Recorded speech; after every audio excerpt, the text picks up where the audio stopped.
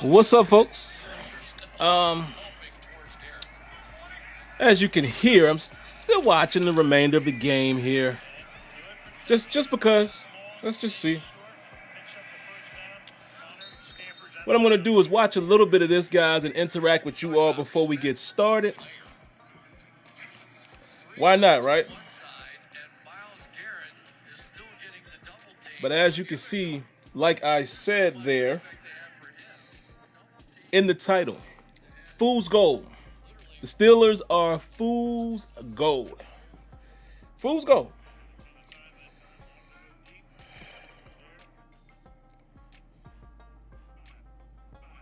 Just for the heck of it, man. I'm going to ride and die with the boys.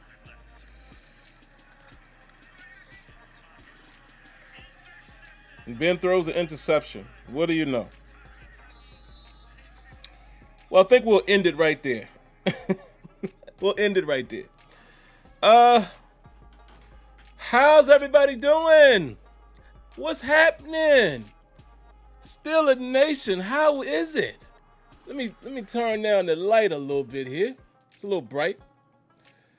But how y'all doing, man? We gonna talk about it. We're definitely gonna talk about it. Yeah, we're gonna talk about it. Oh, 4th and 1. We'll talk about that as well. Shout outs to Lindell Dorsey. I see we have a donation there, so I definitely want to give you a huge shout out before I even, go into all of the reading and welcoming you guys into the show tonight. Please share the stream out, guys. I'm going to actually tell you to do this more than once. Boom, right there. Go ahead and subscribe if you are not subscribed. Cut on your notifications and do me a favor. Hit that like button. I guess some people either just don't like what I have to say or they didn't like what I put in the title, because I saw before the show even started, an hour ago, while the preview was up, 2 people had already disliked the video. I'm like, wow, I haven't even said anything. So I don't know if people just didn't like that. Yeah, I don't know. Steel table, guys, is not going to happen tonight. How about this?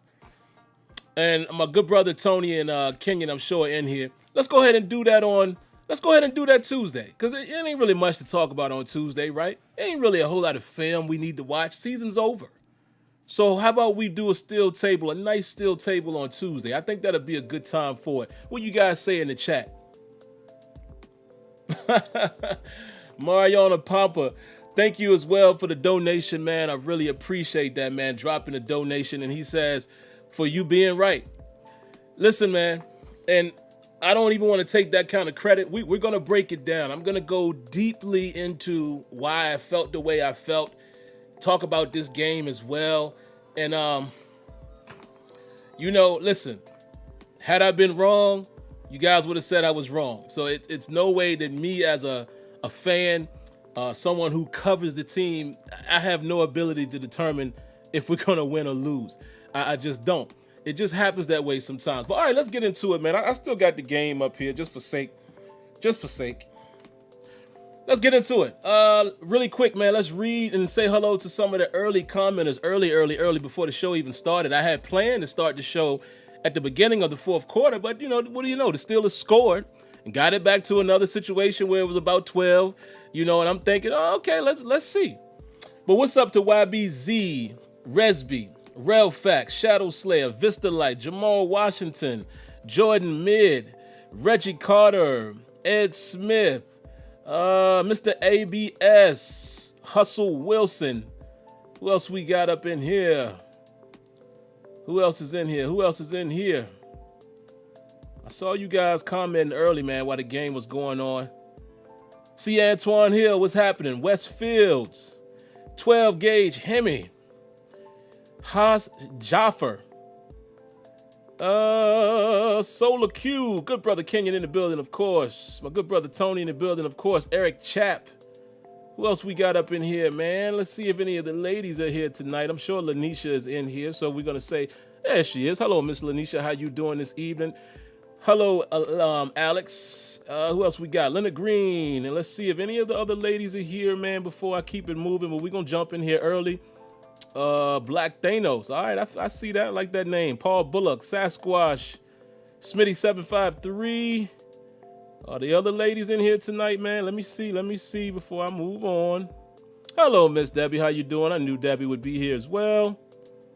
And if I missed anybody, I apologize. If Odessa or Sade, those are the other two ladies in the chat. If you guys, you gals are here, hello and welcome. Excuse me, 4829. Look at Robert Spillane's face. All right, man. It's this simple. I've been trying to say, man, for the last several weeks that the Pittsburgh Steelers offense scares me. I've been saying it. We're going to get into the turnovers and all of that, but I've been saying it. This is the reason why I said weeks ago the Steelers will be one and done in the playoffs. Do y'all remember that? This is why I continue to stay on my ledge, even last week. And I apologize, guys. I didn't do a pregame show. My bad, man. I know I've been slacking on the pregame show. Well, it doesn't matter now, but I promise I will get better at that come next season. I'll try to lock in a time. But, you know, I do a lot of moving around on Fridays and Saturdays, man, so I can't always commit to the pregame. So maybe even next season we'll just say, you know, we'll keep it as an optional thing. We know for sure terrible towel will happen. We know for sure postgame will happen.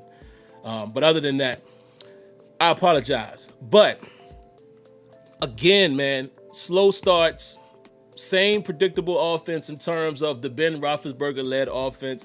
I said last week, I didn't have confidence that the Steelers would come out and do anything different with Ben Roethlisberger at the helm. No Josh Dobbs. He was not active, right? So we already knew, take that little wrinkle off the table. No Anthony McFarland. Take that little wrinkle off the table. And I'm just watching this just for sake, guys. I'll let it play here in the background.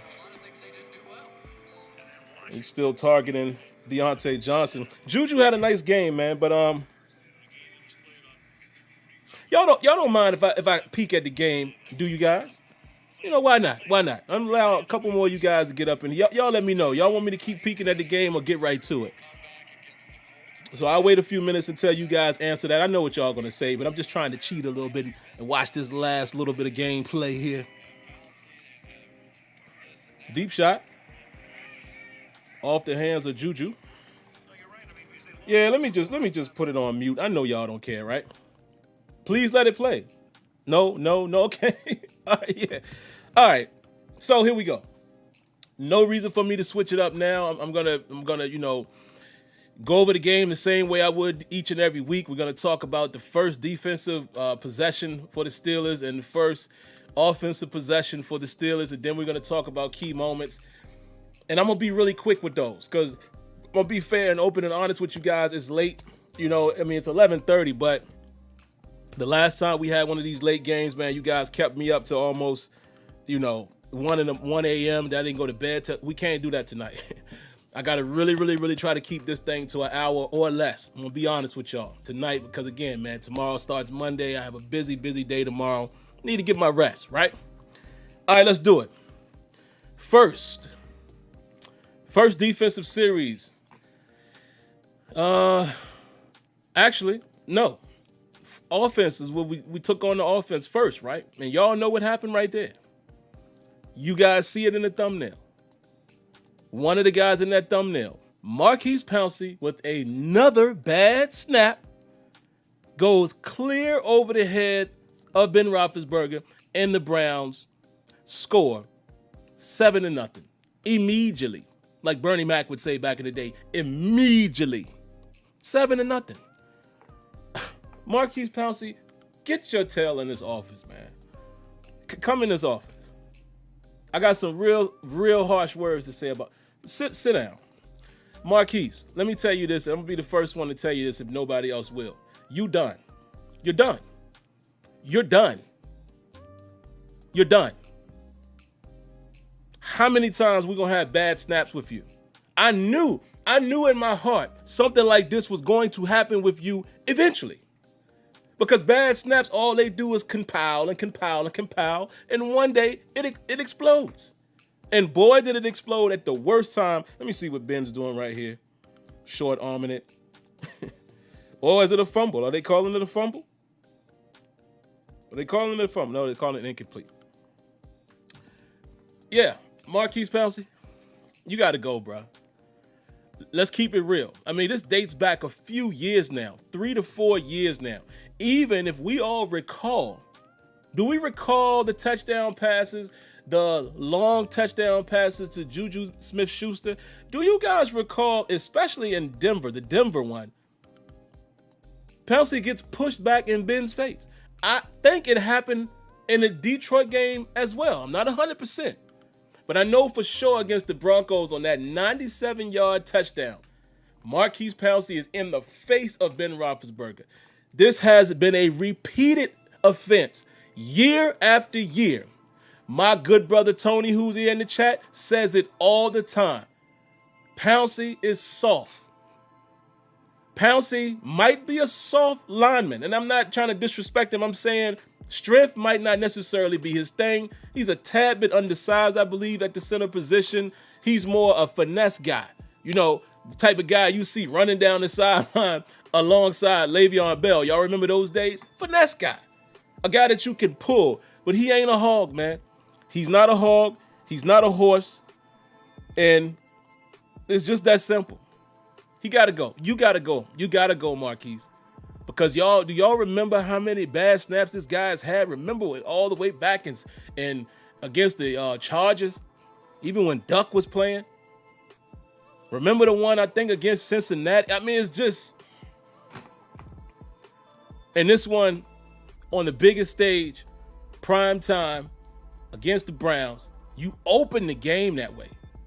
Got to go. You got to go. Your time is up. Let's see what happens next. 1 second, guys. I'm just peeking here on this 4th and 10. You know, just for kicks and giggles. And Ben finds, who's that? Who caught that? Was that Juju, the one that got that? 1st and goal. Who went up and snagged that? Give me a second, guys. I'm looking at it on my phone. I might be a little behind some of you guys. Yeah, that was Juju. That was Juju, I believe. The guy that a lot of you guys want to kick off the team, which I don't understand, man. I don't. Let's see. 1st and goal. Touchdown to Chase Claypool. Okay. So they make it respectable. If that's what you call it. What is it now? 48-35. We'll see if they get the 2-point conversion. Don't matter.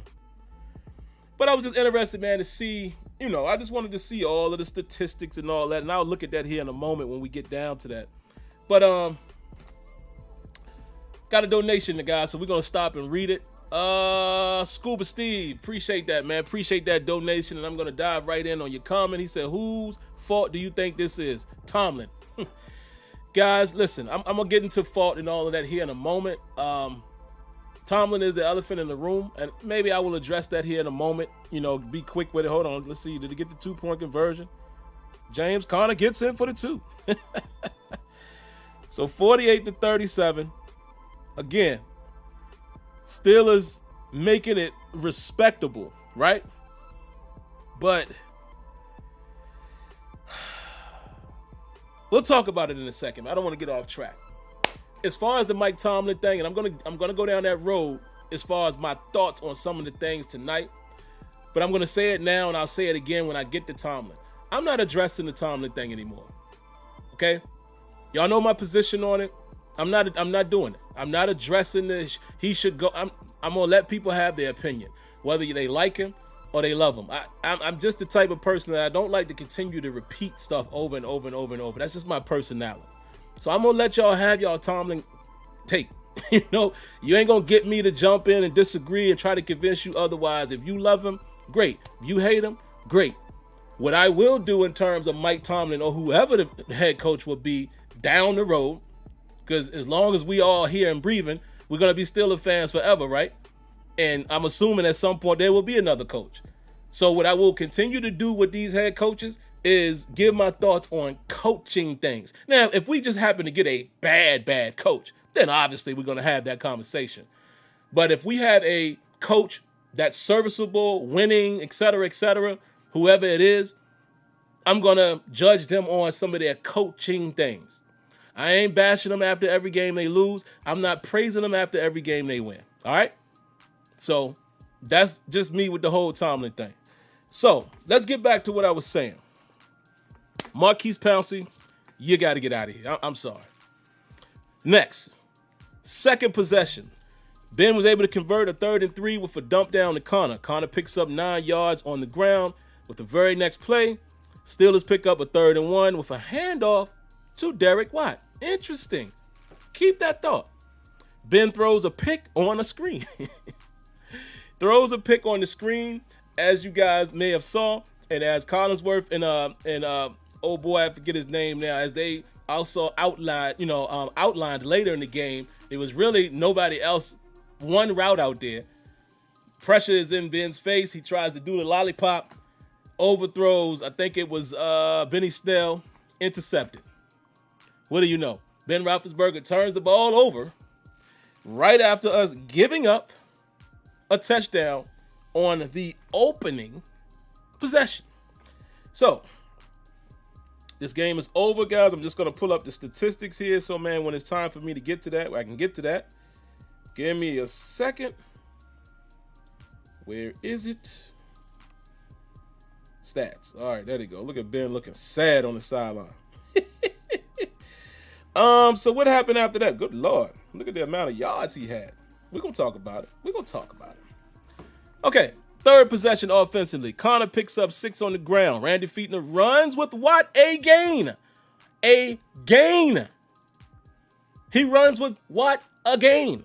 And it gets stuffed on 3rd and 1. Second time running that play in 2 offensive possessions. Randy Fichtner, get yourself in this office now. Mr. Fichtner, I've tried to be patient with you. Let's talk about the good first. Sometimes seem like you pull a rabbit out your hat and you mix it up. Oddly enough, you seem like you did more of that when Ben Roethlisberger wasn't in the game last week. Is it you or Ben? I asked this question last week. Is it you or Ben?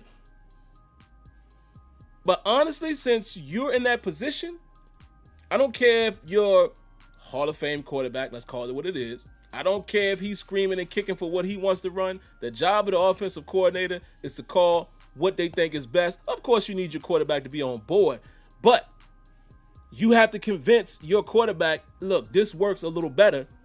You got to go with that.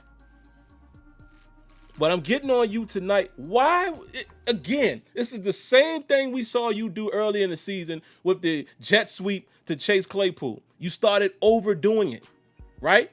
And then you start doing it with Ray McCloud, and defenses started adjusting to it. You don't know when to pull the rabbits out your hat. You just want to show everybody the magic trick. You give the punchline before you tell the joke. And it gets stuffed. Because you come out with the same exact personnel.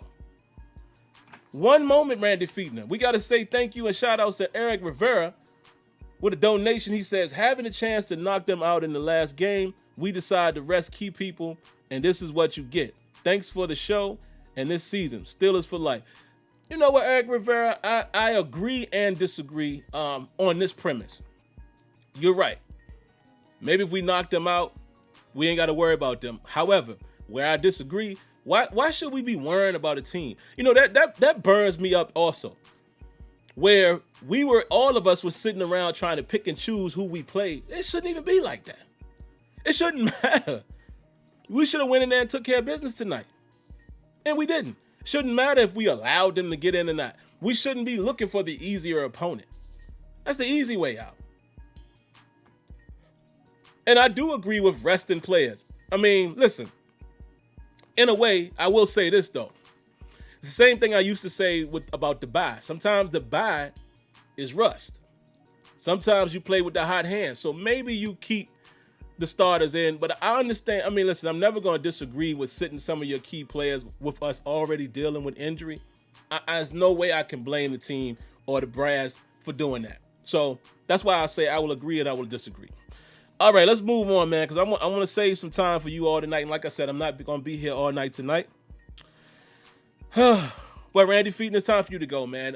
The contract has expired this season, so I hope Not trying to keep, tell somebody not to have a job because I'm not that type of person, but I would like for the Rooneys to do what they normally do. They're, quote unquote firing by not renewing your contract. I was told that Randy Fichtner's contract expires this season, so I would like to see us move on and go in a different direction. No disrespect, but it's time to move on in certain situations, okay? You bring in this guy, Canada. You don't tell me you just brought him in to be a quarterback's coach. That guy's pedigree is also with play calling. Now, that's what I would like to see happen. You want to keep him on staff? Fine. But how about we make somebody else the offensive coordinator? Nice knowing you, Randy. Listen, you did some good things. You did some bad things. It is what it is, man. Sometimes, this is what happens. But I'm also going to say this. I'm not going to do what we did with Todd Haley because I was one of these people as well. We wanted him gone so bad. And then now we ain't happy with Fichtner. See what I'm saying? So, again, I'm going to give Fichtner and Todd Haley a little bit of bail here. Maybe it wasn't their fault. Maybe it's been. But because you're in the position, I got to blame you. Let's keep it moving. On the Steelers, well, right after that, the Browns were running the ball down the Steelers' throats, big time, and they finish it with a strong run with Kareem Hunt, and bada boom, bada bing, they already up 21-0. They already up 21-0 at that point.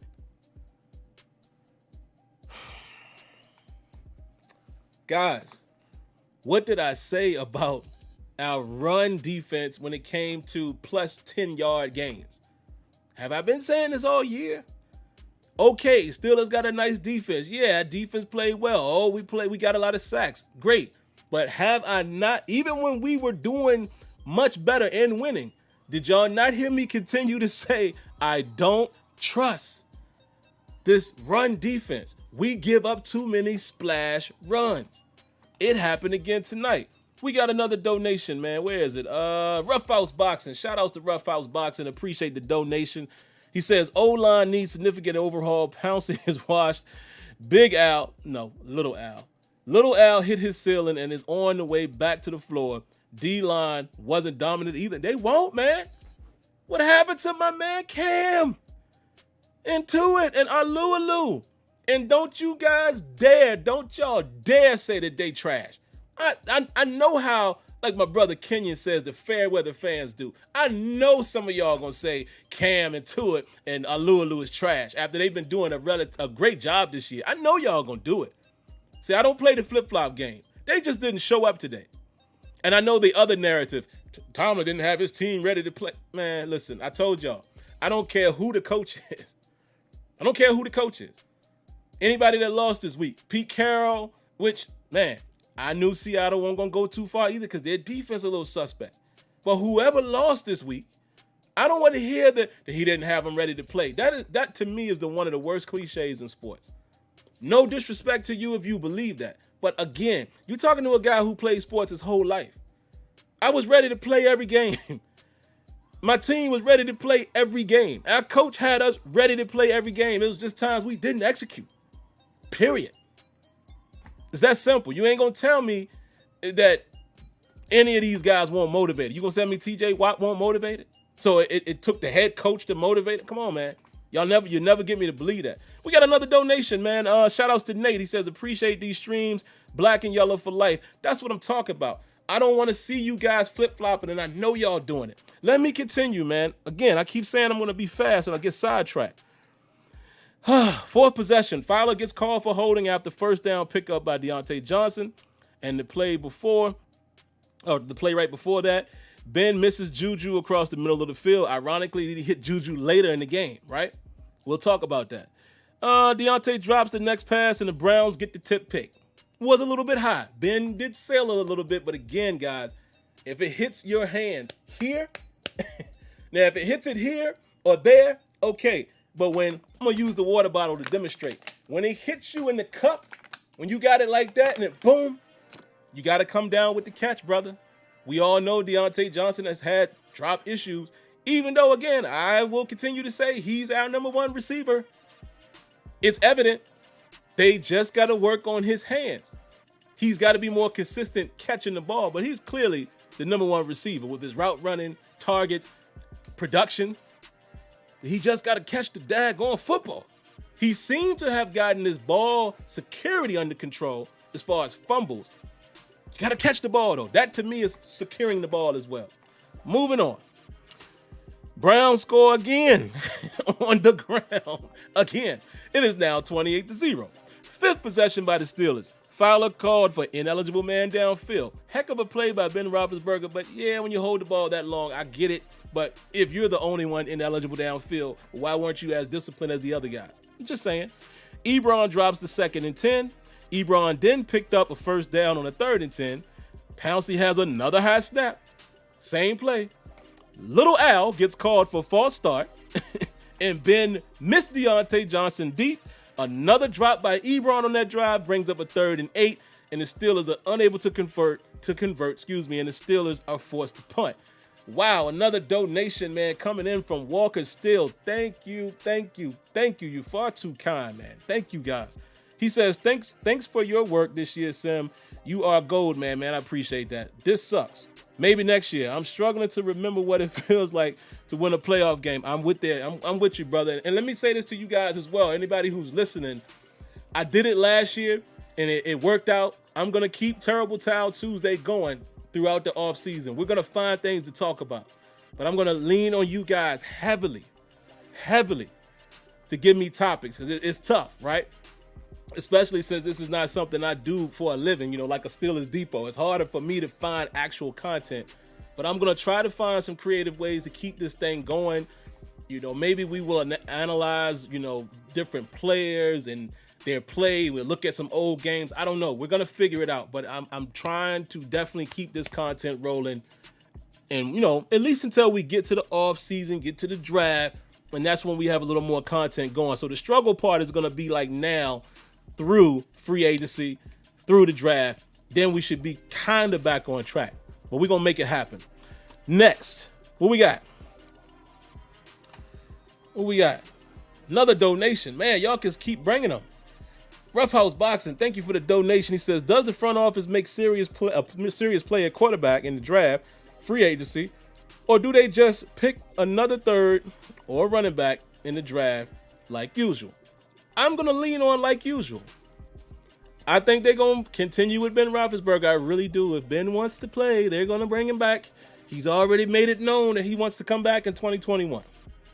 I think what they're going to do in normal Steelers fashion, they're going to look at the way the Steelers started, kind of how we ended by getting to 12-4, winning the division. I think they're going to say, well, this team can win. This team can win. We just need a few pieces here and there. That's what they're going to do. I know that's what they're going to do. That's what they're going to do. And I doubt they make a serious play at quarterback. But, hey, stranger things have happened. Man, we got another donation coming through, man. Nicholas McNamara. I hope I'm saying that correctly. It says the message was retracted, though, so I can't see your message. So if you did send a message, man, you might have to retype it. I won't ask you to redonate. Here's another one. Brett Fox, man, guys, y'all going crazy with the donations tonight. Appreciate it. He says, just want to support the show. Microcosm of the season. Terrible start. End your season quickly. Yeah. That's it. You're right. All right, let's keep it moving, guys. So, Steelers forced a 3-and-out right after that. James Pierre showed some solid coverage on that. It was a 3rd and 10. You guys remember that? He showed some very solid coverage, down the sideline. Let's keep an eye on Pierre because as I interrupt myself here a little bit, cornerback position is interesting. I'm going to read you guys something that Kenyon sent to me during the game that this was posted on Bleacher Report. I'm going to just throw this at you guys. They said, things to do in the offseason. Get rid of Villanueva, which I call him Little Al. Get rid of Randy Fichtner. Get rid of Steven Nelson. Find Terrell Edmonds' replacement and draft a running back in the draft. And I want you guys to hold on to that. We're going to come back to that. But the reason why I bring that out, we got to be very, very careful at cornerback, guys. I hope you guys realize the cornerback position is really not We not strong right there, guys. We're not. I don't think you get rid of Steven Nelson just yet. I don't think Steven Nelson is horrible. We'll have to evaluate his season, but I don't think he's too terribly tough. He had maybe a better season last season. But we'll see. But again, if you're calling for him to be given up, what do you do at that position with an aging Joe Hayden? Another donation from Rough House. Man, y'all going crazy tonight. He says, hypothetical question. Ben for Deshaun Watson in a trade. Just asking. You want me to answer that seriously? Yeah, let's do that. I'll take that in a heartbeat. In a heartbeat. In a heartbeat. Listen, I love Ben. I love what he's done for us. Ben has allowed me to see with my own eyes 2 victories in the Super Bowl. He allowed that for me. This is my era. Love what Big Ben has been for us. But would I trade Big Ben on a rent-him season by the Texans for Deshaun Watson? You daggone right. In a heartbeat. Because he has both elements of quarterback I would love to have. Probably would be too costly, but I definitely jump on that. Wow, man. Mariano Pompa with another donation. Listen, I can't even get through I'm going to be honest with y'all. I might have to cut the call short tonight, man, because, again, I don't want to be up all night. I can't do it. But I got to keep stopping and honoring the donations, and I'm never going to tell y'all to stop donating. He says, as Alex Kazor, he says, scary how close this game was to the 2017 Jacksonville loss. Carbon copy. I was feeling the same way. Thanks again for all that you do, Sam. You know what's funny, man? I was going to mention that, not saying that I felt the same way, but I was going to say after I wrapped up, the game, it does remind you of that. It reminds you of that. Even though this wasn't a divisional round, it just reminds you of when you look at the way the score ended up being, right? Steelers put up plus 30. Plus 30. We had been struggling to put up 20 and something in the last few games, right? We put up 30 plus points. In the night, the defense couldn't hold us together. But you cannot overlook those turnovers. We'll get to it. Hold on 1 second. Give me a second, man. Let me get back. Let's kind of read through these kind of fast, man, and then I can do my wrap up. So where was I at, man? 28-0. Fowler get called. Ineligible downfield. Steelers forced 3-0. James Pierre. 6 possession. Ben throws another pick. Tip ball at the line of scrimmage. Y'all know what that is a product of? You guessed it. Short passing game. Defenses are used to it. They even said on the broadcast that Stefanski told his guys, Roethlisberger gets the ball out quick. That's what they've been doing all season with him. Get your hands up. You might not get the sack, and I'll be darned, it happened. See what I'm saying? We've been saying this since the Washington game. Teams have put out the blueprint. Washington said that. Chase Young said that they knew exactly how to play us. And from there, everyone played us that way. So much so to remember when I showed you in the Buffalo game when you got Tre'Davious White pressing Claypool. Because they know the ball's coming out quick. He's not worrying about getting beat or worrying about the size advantage. Oh, man. Next after that, TJ Watt draws a holding, backs the Browns up to a 2nd and 21. Hooper drops the next pass, brings up a 3rd and 21. Steelers force a punt, 3 and out. Great. 7th possession, Ben working down the field with Washington. A lot of big catches and targets on that drive. Steelers get to the end goal situation. Unable to convert on a 3rd and 1. I don't like us rushing the throw on a 3rd and 1. I notated that. You guys remember that? It was like right before the 2-minute warning, and we rushed it. Tried to throw it to Juju. He missed him. But I didn't like that. I felt like it was 4-down territory anyway. I feel like run the football. I know we ain't been that successful with it, but hey, run the football. You know you're going for it on 4th anyway. It's not going to hurt you. But you rush that 3rd down throw, and again, a throw is not as high percentage as a run in that situation. And look what happened there, right? Brings us up to a 4th and 1. Another bad snap, to Connor, but he was able to pick up the yard. So I can't really complain, but again, I would have liked to have seen that called on 3rd and 1. Take your time and run it. I understand why they were rushing and trying to save a time, keep your timeouts and include the 2-minute warning. I get it. I just didn't like the way that turned out. But we were able to score on the very next play after Connor picked up that yard. So there you go. And at that point, it was what? I don't even remember what the score was at that point. But anyway, next after that, Mayfield was able to pick up a first down scramble on 3rd and 7. That hurt because if we get him off the field right there, you never know because our momentum was starting to kick in. Browns was able to convert another first down on that drive. Cassius Marsh got destroyed on that pull play. Did y'all see that? Got destroyed. Browns go right down the field and score again. Catches the Steelers in a blitz. And it's an easy touchdown, I believe, to Hooper. That was the one when Minkah Fitzpatrick was looking like, yo, who's out here to help me cover? That blitzing killed us tonight. 8th possession. Steelers able to get in field goal range, and at that point it was 35-10. So obviously when we scored the touchdown, it was 28-7. They went right down and scored. Then we came back and got a field goal, 35-10. Second half, Marsh gets called for offsides. Ola gets good pressure to bring up a 2nd and 15 to force Baker to scramble for 2 yards. Brings up 3rd and 13. Steelers get off the field with a blitz by Minkah. Actually worked on that play. 9th possession. Steelers put a solid drive together and Ben finds Ebron in the end zone for the touchdown. Steelers go for the 2-point conversion. They do not get it, and it ends up being 35-16 at that point. And we got to give another shout out, man. Shout outs to Jesse George for the donation. Thank you so much. He says, I hate to say it, but there is no excuse for this one. Anything and everything should be on the table. Major changes coming. I appreciate all y'all. Okay, I'm not mad at that. I would like to know, Jesse, though, what are the major changes? Like, who are some of the pieces you need to be moved or what have you? Let's see. Steelers force the Browns into a 3rd and 8. Steelers are able to force a 3 and out. Great coverage by Sutton on 3rd down, which, again, I think he's the cover guy, whether it's slot or outside. So we'll see how that happens and what shakes out in the offseason in terms of him and Hilton. And the Steelers get the ball right back. 10th possession. Ben almost throws another pick on 2nd and 9. Y'all remember that one? Converts to Deontay Johnson on a 3rd and 9 to keep the chains moving. He then finds Juju on a fake screen for a big pickup. He then misses Claypool on the very next play. And then Claypool, he ran kind of like an out and up. And Ben threw it to the out, but it was wide open. So I don't know whose miscommunication that was. I don't know. You can never tell, but it seems like Claypool was very intentional on that route. So I don't know.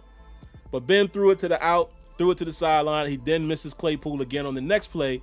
But then Ben moves the chains with a good find to Juju down the middle of the field. He then misses Deontay Johnson. He misses Ebron with the in-goal situation again. But then he does cap off the drive with a touchdown pass to Juju Smith-Schuster. So that was great. Great. All right, so at this point, the Steelers are trying to put a little something together. Steelers get the Browns in a 3rd and 8 once again. The Steelers again get off the field with a 3 and out. Nelson almost had a pick, which would have probably been a pick 6. Steven Nelson, man.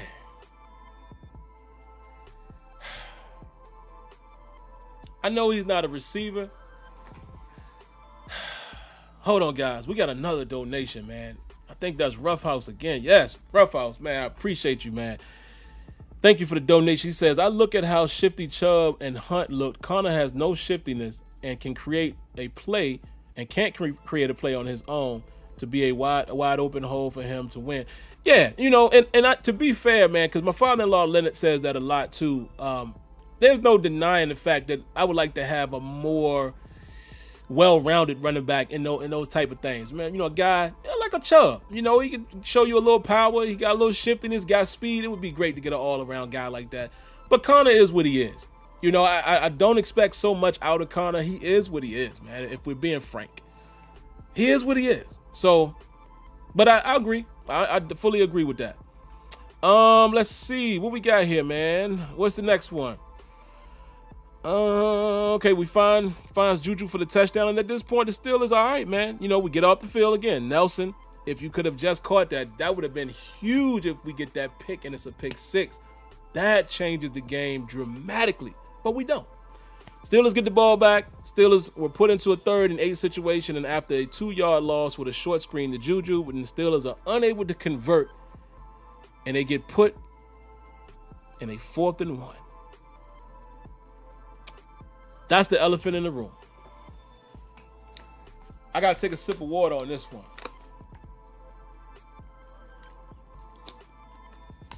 Actually, let me read the rest, because there's only a couple more things that I notated, and then we're going to talk about that 4th and 1.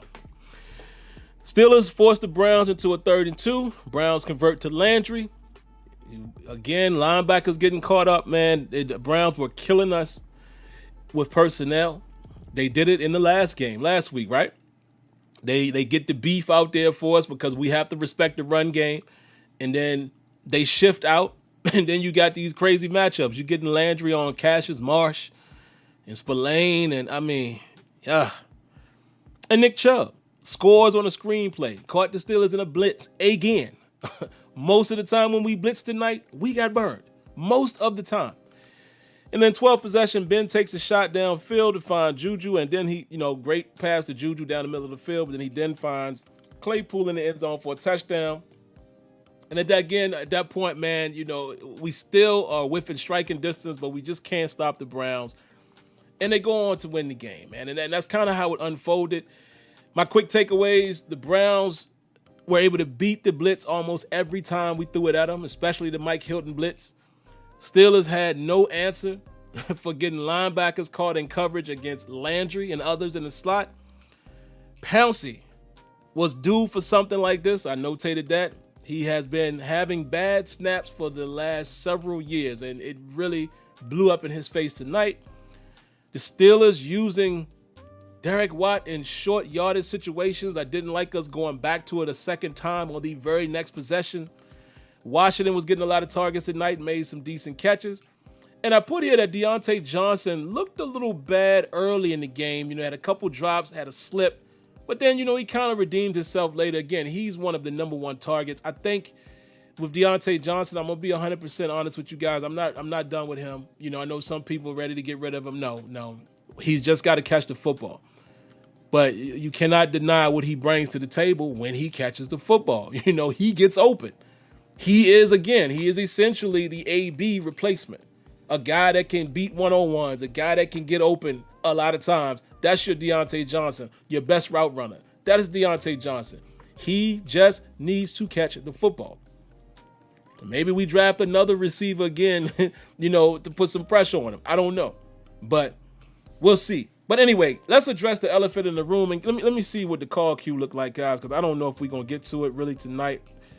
I know y'all going to be upset with me if I don't, man, but y'all got to understand the time. All right, we don't have too many calls in here, so maybe I'll take a few of them. But it's already 12 midnight, man. I got to get myself up tomorrow. Let's see. We got another donation? Another one? See Antoine Hill. Appreciate that, man. Thank you very much. He says, I would love to get Najee Harris in the draft. Possible. He'll probably be there. We got another one. Real Facts. Oh, my God. Y'all going crazy tonight. Thank y'all for donating, man. He says, enjoyed the season regardless of the bad ending. Need a new regime under Tomlin. Love him as a head coach, but will admit, seat getting a little warm. All right. So let's talk about the elephant in the room. And like I said, I'm no longer going to comment on people's thoughts of Tomlin. I'm not having that conversation no more because, again, I can't change people's minds. I'll just give you my opinion on some things. The elephant in the room tonight is the 4th and 1. Me personally, I'm going for it. I'm going for it at that point. Let me preface this by saying I don't know if there's a right and wrong in that situation. I think what Tomlin might have been thinking about is, look, man, the defense has gotten hot, and we had, at that moment, we were shutting them out. We were getting 3 and outs. We were getting the ball back quickly and scoring. I think it comes back down to not having confidence in the run game. I think it comes back to not having confidence in the short passing game. Think about what Tomlin said earlier in the season. Remember when because I'm going to throw something at you guys, and I just want y'all to put this in perspective. Remember how we killed them? And I say we because we're all a community. I didn't. But remember how people killed him in a game a few games back and we didn't kick the field goal? And we had like 4 or 5 attempts at the goal line and we didn't get it? Y'all remember that? I want y'all to stop and think about that for a minute. And this ain't got nothing to do with just my feelings or your feelings of Tomlin. I'm putting it in perspective. Remember that? And remember what he said, man, if you can't get a yard, you don't deserve it. Excuse me. I think he lost confidence in the short game. I really do. And I want you to think about this. Had we gone for it right there, 4th and 1, what would your thoughts really have been? How many of you all would have said, man, you got to go for it there. If you don't get it, you don't get it. Or how many of y'all would have blamed him for not punting? Because what could have possibly happened, we don't punt, they stop us, and then they go down and score. Everybody would have said, you're only down 12. The defense was playing good. You should have punted. So what I'm saying is, regardless of who the coach is, fans, a lot of times you're going to be results biased. And you don't think of it from a realistic standpoint. Me personally, I said it. I would have gone for it there because I felt like our momentum was going. Thus, I will admit, I'm a little scared now with short yardage. I don't know if we got it. I don't know if we would have picked it up running the ball. We probably would have let Ben throw the ball. And I don't trust it. So, yes, I admit, if I was in that situation, I'm going for it. He didn't. But I can understand people being upset about that. I don't want to hear that lost the game. Because I'm seeing it. How did that lose the game? Don't forget we were still down by 12. Don't say we lost the game off a hypothetical, because hypotheticals are, we get it right there. Man, we score. If we stop them, then after that, we score again. That's 14. None of us know that. So don't give me that lost the game. If you have another reason why you feel like him or anybody else lost the game, great. But don't give me that not going for it on that 4th and 1 lost the game. You can't give me that. You know what lost the game for the Steelers? 4 turnovers in the first quarter. Or was it? Yeah, it was first quarter, I think it was. It might have been first half, but I'm almost sure it was the first quarter. At least 3 of them was in the first quarter. Giving up 7 points with a snap over the head to start the game. That helped to lose the game. The Pittsburgh Steelers not having a serviceable run game that they can rely on. That lost the game. That's what I've talked about all season since we stopped putting up the 100-yard performances. I started saying we can't run the ball. This is what I told y'all at least the last 3 weeks. Man, I don't trust this offense. You know what else? Slow starts. Yeah, that's what lost the game. You know what else? Oh, you guessed it. I've been saying it all season. Man, our defense is good, but us allowing these positive runs of 10-plus yards scare me. Have I not been saying that? And you facing off against Nick Chubb.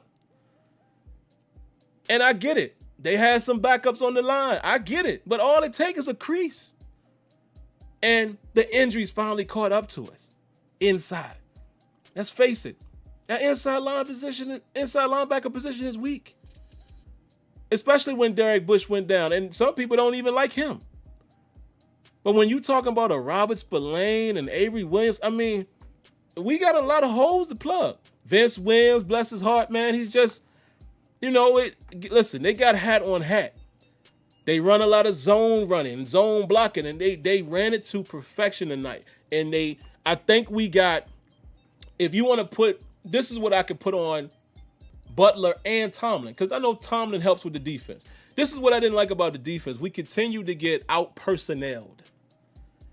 We continue to show our hand, and the Browns adjusted to it.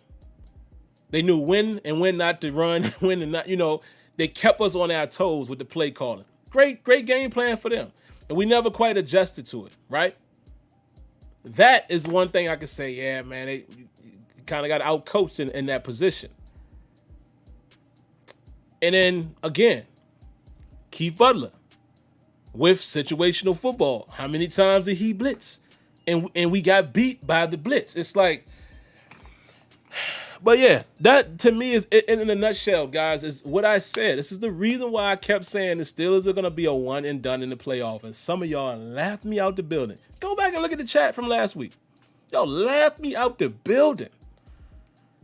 And again, I'm not claiming to be right. I'm not sitting here saying, I told y'all, no. Because we could have won, and then y'all would have been saying, see, all I do is I look at how this team is playing. I use the eye test, I watch film, and I make an educated decision. And because of how we have played for at least the last 7 weeks, my educated decision, even way back then, was we're going to get to the playoffs and we're going to lose in the first round. It didn't matter who we played. Excuse me, and it happened to be right. I ain't got no magic powers. I just went off of what I thought. And then when you turn the ball over 4 times, that don't help. So you guys can say what y'all want, man. I already know that you want all the coaches. I already know. I know the media tomorrow and the Stephen A's of the world. Everybody's going to rant and rave, but you're not really going to be honest with your Steeler eyes. I said it over and over again. This is not the team that's going to win number 7. So it really don't, in the grand scheme of things, it don't matter when we got out the playoffs. We won't win in the title. Y'all laughed me out the building when I said we can't beat the Chiefs. Y'all laughed me out the building. And Ed Smith, I didn't say that. Of course I didn't see him throwing 4 interceptions. But what I did see is a predictable offense. The short passing game is really what caused most of those picks. So, I mean, you guys can pull from that all y'all want. Oh, man, there's no way you could have seen it. However it happened, all I know for sure is that offense that was on display early in the first half is what we've been seeing all season. The Steelers have started slow, whether it was turnovers or just lack of points. And we said that it would catch up sooner or later. So whatever happened tonight, you can say, oh, that's an anomaly. No, it's not. No, it's not. This was bound to happen. So there it is, man. It was bound to happen. And like I said, I'm not claiming to be some Nostradamus. And no, I just didn't feel good about this team. And there you have it. So, but guys, look, man, it is 12-14. It's a bunch of calls in the queue. I'm not going to get to them. I'm going to take like 4 of these calls. I'm sorry. If y'all want to call back on Tuesday, we plan to do a steel table, but I'll be more than happy to get some of these calls in. Then we start talking. But I can't do it, man. I can't be up here all night. I'm sorry, guys. It killed me the last time. I got to get my sleep. Hope you guys can respect that. So I'm going to answer area code 412-443-717 and 803. That's all we're going to get to tonight. And guys, I really need y'all to keep these calls super short. 60 seconds. I mean, you can say a lot in a minute. Let me grab the headphones. And let's get started. 412, what you got for us? Hey, Sim, it's Smitty from Pittsburgh. What a day. You called it. But I'm just going to be real quick. My first thing, Tomlin, there is a lot of blame on him. One is not starting Kevin Dodson over Filer. That was a big yeah. Mm-hmm. But that's more of a Steeler culture thing and just his inconsistency in decision-making. But I want to go on to the Steeler organization. They invested way too much in Ben Roethlisberger. That's going to hurt this team for the next couple of years. Absolutely. So now that's why I say, if you remember, Mike Tomlin wanted to draft Lamar Jackson, but the Steelers said no, draft Terrell Edge. So he's only coaching the talent that they put on the field. Where's the money on the team? Ben and the offensive line. That's the biggest issue. And also with Deshaun Watson, he's only making $15 million this year. So as a Steeler organization, in my opinion, they need to get out of this old mode of thinking and actually be more open up and be less conservative. Because if they're seriously about trying to win, they still have a lot of talent on this team that I think they can progress with this defense. If they need to cut Pouncey and cut Ben and cut some of his supporters because they're weighing this team down. And Steelers fans, dark days are ahead of us because we might be the worst team in the division coming up. But hey, it was a great 2020 season. You called it. I honestly thought Mason played better than Ben, and you were right. And it was too similar to the Jacksonville game. All right. Have a good night. Man, appreciate the call, guys. Pretty good tempo right there. Keep it a little shorter, guys. So we got 3 more calls we're going to take tonight. I want to apologize to 404-651-505 and 412. I just can't, man. I can't. I got to get out of here. Trust me, man. You got to get your rest. We will have many more times for you guys to call because, like I said, ain't gonna be much for us to do now. So next week, Tuesday, we'll start the show with like let's say 10, 15 minutes of calls, and then we're gonna bring the steel table in. And that's me and Tony and Kenyon. So if you guys can call back then, because again, it ain't no need to watch film. I mean, we can, but I don't think nobody cares. I think y'all kind of want to talk about the state of the Steelers. Next up, area code 443. What you got for us? What's good, Sim? Hey, real quick, man. That people talking about Tomlin, kill that noise right now, Steeler Nation. Just forget about it. Get it out your head. Randy Fichtner got to be looked at hard. Keith Butler got to be looked at hard. And a person I think nobody's been talking about, and if they have, I stand corrected, but Sean Grady, the offensive lineman coach, he got to go. Because there's no way you can have one of the best offensive linemen under Munchak, who I know is a guru, but you have the worst offensive line as far as running the next year when he's gone. That's just totally ridiculous. Other than that, man, the season was what it was. You called it. Other people called it. We just got to keep it moving. And I'll give Ben one more year only because I want to see how his elbow really is. And we just see what happens, man. Later. Man, appreciate the call. I'm gonna poke a little fun, and I'm wondering if I'm right here. You said Sean Grady, which is the guy from that works at EA Sports. So I think you must be a Madden guy. It's Sean Surratt. But I knew what you meant. But it was just funny when I heard Grady. I was like, wait a minute, that Sean Grady is the dude from EA. But all right, man. And listen, I agree with what you said as well as my man 412. And I'm gonna summarize the calls, man, after I get the next 2 out. So let me move fast as well. Area code 717. What you got? All right, my man. What's up, Sam? Second time calling in. Just enjoyed the content all season. Can't wait to look forward to all the off-season stuff. But I just want to say, we just got low-key watched by a team that was waiting on that game for 20 years. So, Steelers Nation, we just got to stay strong. We got a rebuild coming up. So, I mean, I don't want to see like a lot of flip-floppers and, the bandwagons, we can let them go. But all the real Steelers fans, I'm gonna be happy to see y'all, see who everybody is looking forward to picking up, and just the pride of a team and the fans that aren't really too let down by having to be in the rebuild process. I'm looking forward to us not always being the big dog and just kind of being the underdogs and coming in and being able to step up our game and develop younger players. So I just kind of wanted to come in and throw that in there, for Steelers fans who feeling down today. Just know we got a lot more to look forward to, Absolutely, man. Appreciate the call, my brother. And we're going to grab the next caller here in a moment. Y'all are cracking me up in the chat, man. From the non-Steeler fans to the Browns fans to whoever else. Again, if it floats your boat, float it. It's just always strange to me that the ones who, I never do that kind of stuff. It's just funny to me. But it's funny seeing some of the comments in there. We should have kept AB. Like, y'all, boy, I tell you, y'all are crazy, man. Last call of the night, man. Area code 803. That's Mr. Winningham, I believe. How's it going, man? Yes, sir. How you doing, brother? Good, man. We've collapsed for about 3 years in a row. I wouldn't want to say 4 years, but we have collapsed 3 years in a row. And, I mean, that kind of thing, that has to be resolved. We are usually a team that is stronger as the season go on, and I guess because of injury, we have gotten weaker because of that. It'd be nice to get Najee Harris, but we need to focus on our offensive line and tight end. We did not get any production out of the tight end for us, the blocking scheme. We were running the ball at one time this year. I don't know whether Ben input stopped that. he wanted to run more plays that he wanted to run. Maybe we were going too slow for his pace. But for a man that had the surgery that he had, he threw the ball too much this year.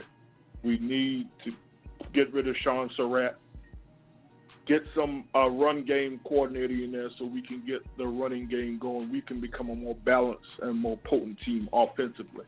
Last thing, I don't know who's going to be the designated franchise player, but I would not mind bringing Bud Dupree back at least for one more year. Thank you very much. Have a good night. Thank you, Mr. Winningham. Appreciate you, man. Always appreciate you. Let me get these headphones off. Appreciate you. And I'm going to summarize what you guys said there. Shout outs to Anthony Elamondo, man. He says, as a Ravens fan, I do respect what the Steelers have done this season. So that's what I'm saying.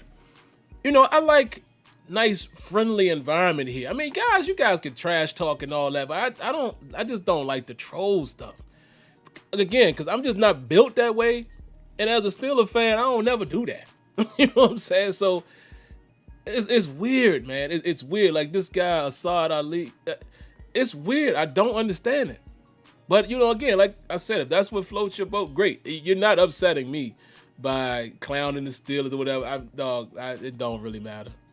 You know, again, it's by human nature, I'm just not that type of guy.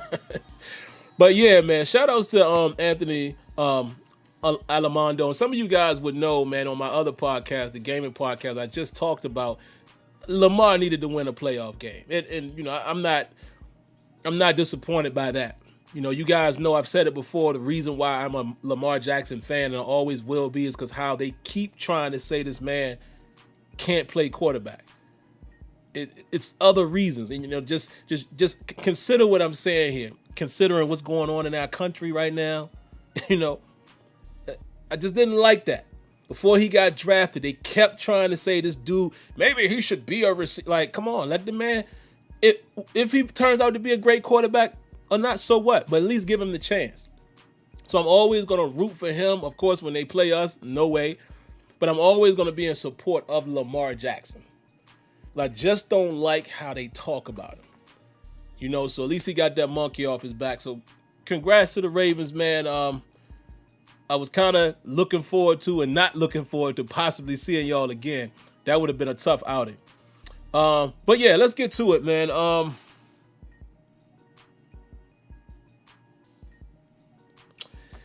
To summarize it, guys, listen.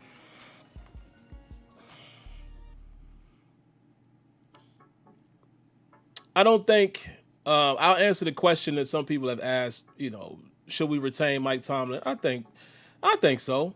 Again, y'all know how I feel about that, so I'm not going to go down that road. I understand Steeler Nation. I understand if we're not winning Super Bowls, then what's the point? I get it. But y'all got to understand also, it just don't come that easy in terms of winning. Because I'm telling you, what happens if, let's say we rebuild, start from the ground, when y'all think we're going to win again?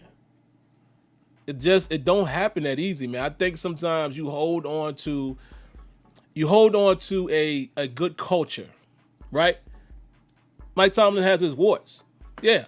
I told you guys what my two biggest things with him has been. We saw a couple of those in the last couple games.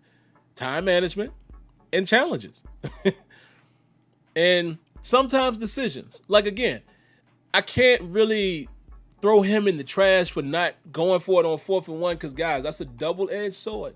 He don't get it. Then what we saying? But the things that I get on him about is the lack of usage of those timeouts. I think that was the Bills game. Boy, right before the half, boy. That kind of stuff and his challenges. That's always been my biggest warts, excuse me, with Mike Tomlin. Other than that, I think he gets what he gets out of his guys. He has a winning culture. It is what it is, man. Listen, think about an Andy Reid. You know, Andy Reid had a winning flavor, even in Philly. He had a couple seasons were not so great. They got rid of him so fast. He go out to Kansas City, he get the right pieces, and what do you know? He finally gets a Super Bowl. And that's what I'm saying. Sometimes I think people are too fast to move on. Again, I'm not telling you to like or dislike Mike Tomlin. I'm just trying to speak from a realistic standpoint. I get it. It hurts. We haven't won a Super Bowl in forever. I get it. But honest and truly, I am being open and honest with y'all tonight. We won't winning the Super Bowl this year. I've been saying it. With or without Mike Tomlin. Some of y'all might disagree with that, but we won't. Look at the team. A lot of y'all same ones who keep saying get rid of Tomlin are the same ones that said Ben is washed. So, if let's say the quarterback is washed, what do you do with that? I'm just saying, guys, you got to make your mind up.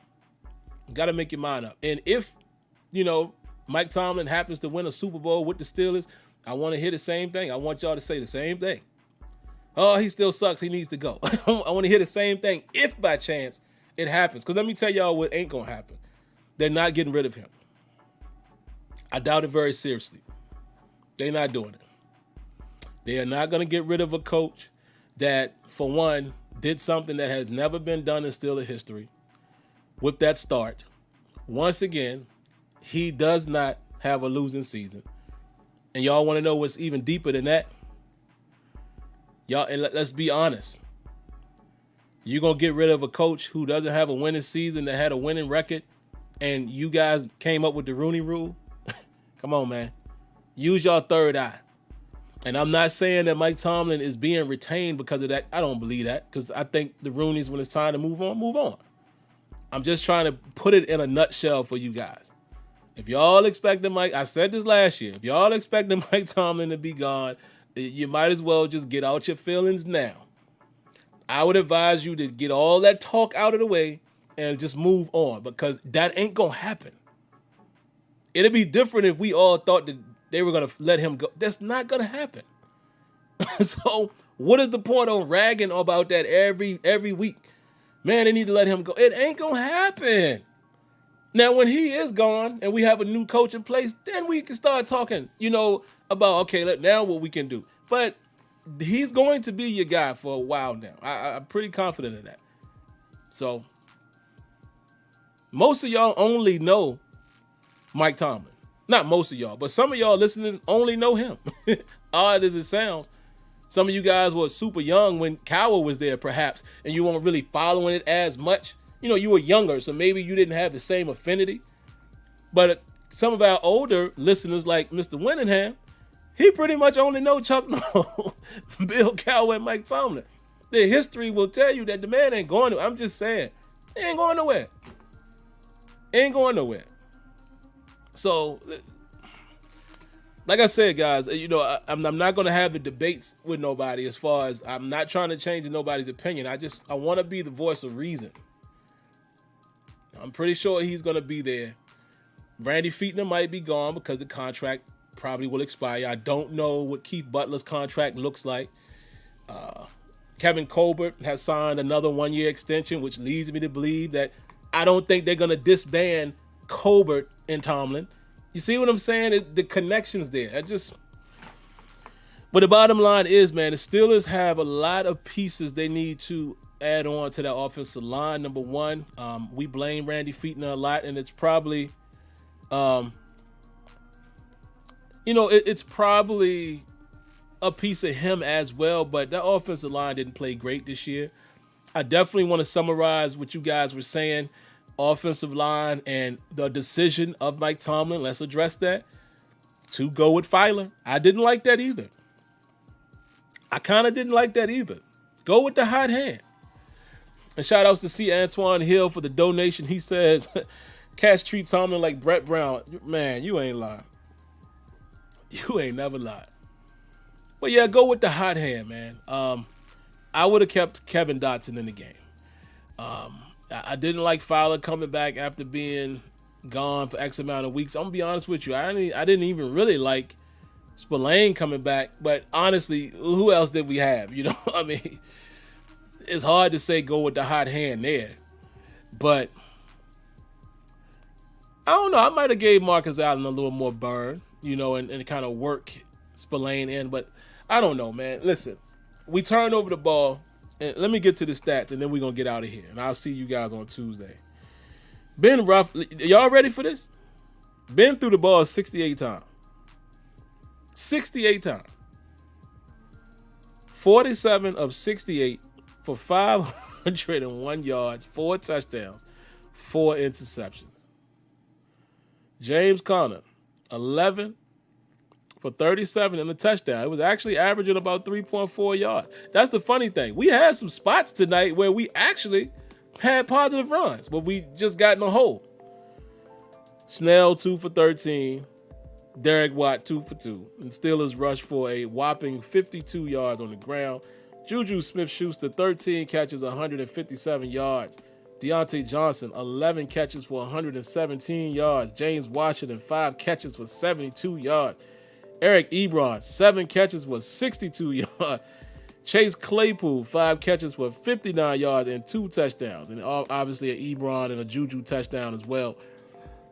37 points. Steelers end up losing by 11. But again, it comes back down to slow starts, predictable offense at times, lack of running game, and turnovers. Because let me tell you something. Y'all know what we didn't do until it was too late? Same thing we did in the Colts game. We started going to downfield late. Why didn't we come out with this approach? We saw what Mason Rudolph did against that secondary. I don't. This is why I say I put some of it perhaps on Big Ben.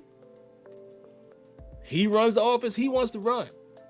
We saw Mason Rudolph take shots downfield and was successful. Ben Roethlisberger was successful as well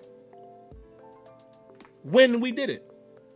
It is weird to me that the slow-paced offense, dink and dunk, and when we start pushing that thing down the field, even Chris Collinsworth was saying how the safeties were playing too high, but they was even wide, and we had opportunities down the middle, and it started opening up. I don't get it, man. So somebody got to go offensively. It's either got to be Fichtner or Ben. And Ben still, man, it looked like Ben still kind of, keeping his eye on one read too. There was some opportunity, like, cause he almost threw a couple more picks. Yeah, man. But bottom line, guys, listen, we'll talk more on Tuesday, when the fellas come on, and then we'll continue to talk throughout the duration, of the playoffs and off season and what have you. But bottom line is this team wasn't going to go far. I just didn't think they would because of our lack of offensive production early in the game and lack of run game. And that's just it. That defense, they kind of failed us tonight. But in all honesty, when you turn over the ball 4 times and you give an offense extra possessions like that, you know what I mean? And 37 points wasn't enough. And the funny thing is, if you take that bad snap off the board, that still gets it down to 41, so it makes it a closer game. And who knows what could have happened had that over the head snap resulting into a touchdown, as well as Ben throwing the other interception on the screen. Had those two things not happened early, ain't no telling where the game would have gone. Well, that's the bottom line. You turn over the ball 4 times. To me, it's hard to put all the blame on a head coach tonight, whoever the coach was, when you look at this performance. Can't turn the ball over like that. You just can't. And honestly, I give credit to the head guy. I give Tomlin credit for holding them together, and it was opportunities that we actually made a couple runs. Again, that 4th and 1, I disagree with not, going for it there. That's the one thing I would look at and say, dang, man, you should have went for it there. But again, who knows if we pick it up? How many short yardage situations did we not get tonight? So that's a cultivation of the whole season right there, man. But I'm getting out of here, man. It's super late. I'm sorry I couldn't get to all the calls tonight, but I got to go, man. It's 12:36 a.m. Love you guys. I think this was a great season, man. I enjoyed watching it. I didn't enjoy the moment I started realizing that I didn't have confidence in the team. I know every week you guys kept telling me, man, stop saying that. But I just saw it. I just saw it, man. And I knew I knew the result would be us losing in the playoffs and more than likely the first round. Could I have predicted the 4 interceptions? Absolutely not, but it falls right in line with my feeling of the offense not being consistent and executing. And that's what happened. There you have it. And Pouncey spotting them 7 points. But all right, man, make sure you guys come back on Tuesday. Right there, man. Boom. Subscribe. Cut on your notifications. Hit that like button. Steel Table, what that is basically a round table discussion with our good brother Kenyon, good brother Tony, and we just go, back and forth and, give our state of the union, if you will, about the Steelers and things of that nature. I will open that show on Tuesday for the first, say, 10 minutes or so. We'll open it for calls. So you guys that couldn't get called in tonight, call on Tuesday. We'll take about 5 calls or so, get those out the way. Then we'll head into the Steel Table. And there you have it. Or I may have those guys on before we take the calls. But I know sometimes the queue doesn't work for Kenyon, so he can't really hear the calls anyway. But all right, man. Sad but true. We staying right there at Heinz Field. We ain't going no further, guys. But hey, life goes on, right? But definitely come back Tuesday night, 7:30 p.m. Eastern time. We'll have at it and keep your heads up, guys. Listen, God willing, football will be back. And maybe the Steelers can do some things, via free agency, via draft, and we'll see. We start this whole process again. But until then, make sure you guys stay safe. God bless. Good night. And I sadly say thank you for tuning in to the last post-game show of 2020.